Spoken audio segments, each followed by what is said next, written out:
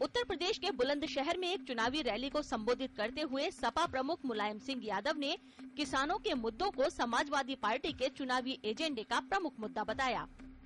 हमारे किसान भाइयों के लिए जो सुविधाएं हम लोग दे रहे हैं, तो कल का चुनाव होता पत्ता में पड़ा है कि कृषि को हम लोगों ने प्राथमिकता दी है, किसानों को प्राथमिकता दी है, और यहाँ पर भी है कि उनका लागत जो है उस लागत तक जोड़े तक हम उनको फायदा पहुँचाने का काम करेंगे।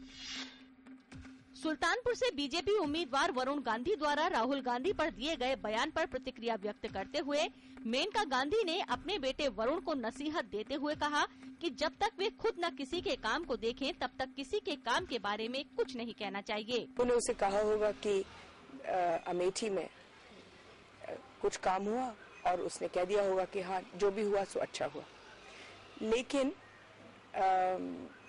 मैंने वरुण से आज सुबह बात की थी जब मैंने अखबारों में पढ़ा, और जो उन्होंने कहा वो शायद सही नहीं है, क्योंकि मैं अमेठी गई हूँ और वहाँ सचमुच में जिस लायक काम होना चाहिए था वो नहीं हुआ। और मैंने वरुण को भी बोला है कि जब तक कोई चीज़ अपने आप ना देखे तब तक बोले ना, क्योंकि अमेठी में 45 साल के लिए राज के नीचे आया है। आम आदमी पार्टी संयोजक अरविंद केजरीवाल ने उत्तर पूर्वी दिल्ली के सोनिया विहार में रोड शो किया। इस दौरान उन्होंने बीजेपी के पीएम पद के उम्मीदवार नरेंद्र मोदी पर आरोप लगाते हुए कहा कि उन्होंने केंद्र सरकार को गैस के दाम बढ़ाने के लिए चिट्ठी लिखी थी। नरेंद्र मोदी जी ने यह चिट्ठी केंद्र सरकार को लिखी है, कांग्रेस वालों को लिखी है कि देश में गैस के दाम 4 गुने कर दो। कांग्रेस भी तैयार है, कांग्रेस भी गैस के दाम बढ़ाने को तैयार है। दोस्तों क्यों बढ़ाते हैं लोग गैस के दाम?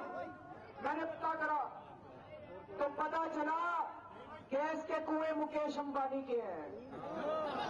मुकेश अंबानी को फायदा पहुंचाने के लिए गैस के दाम बढ़ा रहे हैं ये कांग्रेस वाले और नरेंद्र मोदी। बसपा अध्यक्ष मायावती ने समाजवादी पार्टी पर निशाना साधते हुए कहा कि सपा के घोषणा पत्र में किए गए लुभावने वादों पर जनता यकीन नहीं करने वाली है।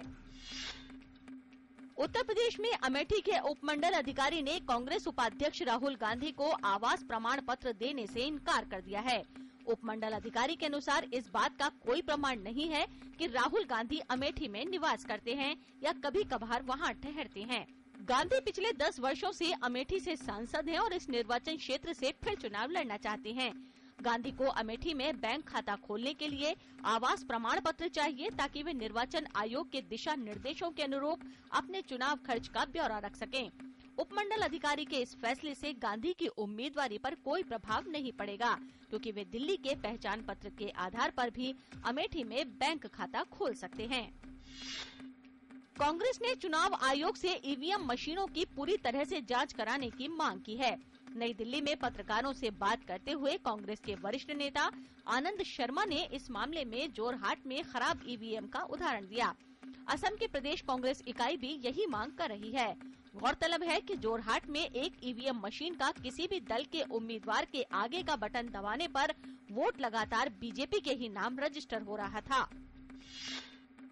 देश में 16वीं लोकसभा के लिए चुनाव होने वाले हैं। इस बारे में लोगों को चुनावों और उसकी प्रक्रिया से जुड़े कदमों के बारे में जानकारी देने के लिए पत्र सूचना कार्यालय ने एक हैंडबुक जारी की है। पीआईबी के प्रिंसिपल डीजी नीलम कपूर ने गुरुवार को इस हैंडबुक और एक वेब पोर्टल का लोकार्पण किया। I think very often when we do reporting or when we write about certain events, the background and the history and the analysis sometimes gets left out because everybody is in a rush. The electronic media is racing to meet deadlines. The print media has issues about space. So we hope that the work that we have done over the last many months, we hope that that will help you in the way you write about the elections and understanding better the kind of trends that are emerging from India. And I think these are of historical relevance.